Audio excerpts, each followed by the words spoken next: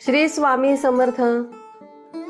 जर तुमच्या घरामध्ये कोणी दारू, सिगरेट, तंबाखू किंवा कोणत्याही वाईट व्यसनात अडकलेला असेल व्यक्ती आणि तुम्ही खूप उपाय करून थकलात, तर हा उपाय शेवटपर्यंत ऐका, दुर्लक्ष करू नका.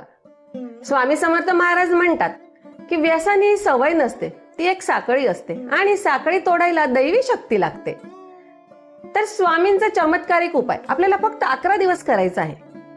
तर दररोज सकाळी किंवा संध्याकाळी शांत मनाने स्वामींच्या फोटोसमोर दिवा लावा. दिव्यामध्ये तिळाचं तेल वापरा आणि हात जोडून स्वामींना मनापासून सांगा की स्वामी, माझ्या घरातील या व्यक्तीला म्हणजे त्या व्यक्तीचं नाव बोला आणि व्यसनातून त्या व्यक्तीला मुक्त करा, अशी प्रार्थना करा.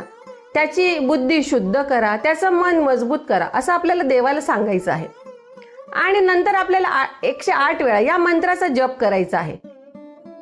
तर ओम नमो